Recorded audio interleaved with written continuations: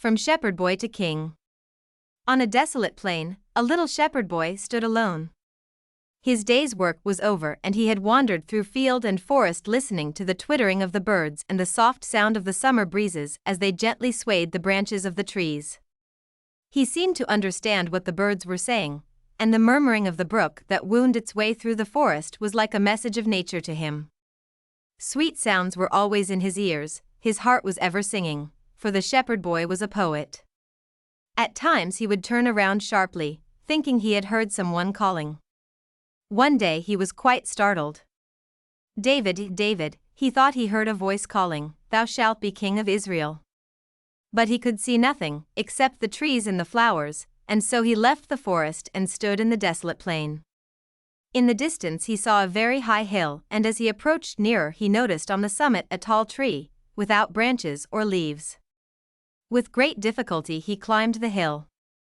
It was quite smooth, bare of vegetation and without rocks, and little David noticed that it gave forth none of those sweet sounds like music that came from other hills. The summit gained, he looked at the tree in wonderment. It was not of wood, but of horn. "'Tis strange," said the boy. "This must be a magic mountain. No tree, or flower, or shrub, can grow in this barren earth." He tried to dig a clod of earth out of the ground, but could not do so, even with his knife, for the ground was as hard as if covered with tough hide. David was greatly puzzled, but, being a boy of courage, he did not begin to run down the mountain.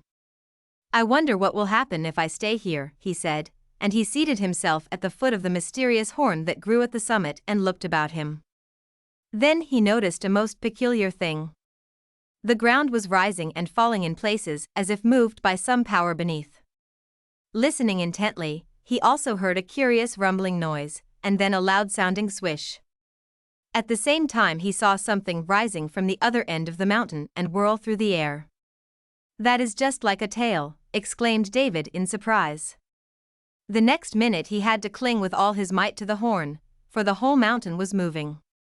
It was rising, and soon David was quite near the clouds. The earth was a great distance away, and, judging by a tremendous shadow cast by the sun, David could see that he was clinging to the horn of a gigantic animal. "I know what it is now," he said. "This is not a mountain, but a unicorn. The monster must have been lying asleep when I mistook it for a hill." David began to puzzle his brain as to a means of getting down from his perilous perch. "I must wait," he said, "until the animal feeds. He will surely lower his head to the ground then, and I will slip off." But a new terror awaited him. The roar of a lion was heard in the distance, and David found that he could understand it. "Bow to me, for I am king of the beasts," the lion roared. The lion, however, was so small compared with the unicorn that David could scarcely see it. The unicorn, as soon as it heard the command, began to lower its head, and soon David was enabled to slip to the ground. To his alarm he found himself just in front of the lion.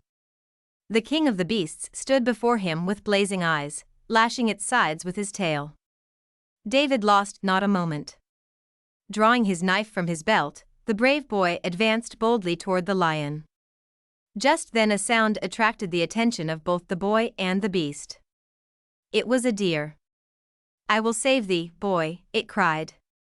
"Mount my back and trust to my speed." Before the lion could recover from its surprise, David had sprung on to the back of the deer, which started to run at lightning speed. David clung tightly to its back. Behind him a fierce roar indicated that the lion was in pursuit. Across the desolate plain and through the forest the chase continued, and when David came within sight of human habitations again, the deer stopped.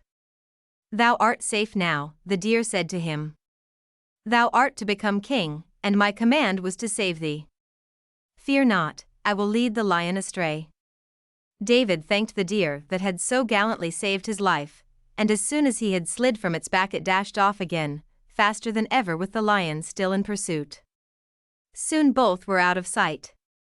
David sang light-heartedly as he returned to his humble home, and years afterward, when he was king of Israel and remembered his escape, he put the words of his song into one of his psalms.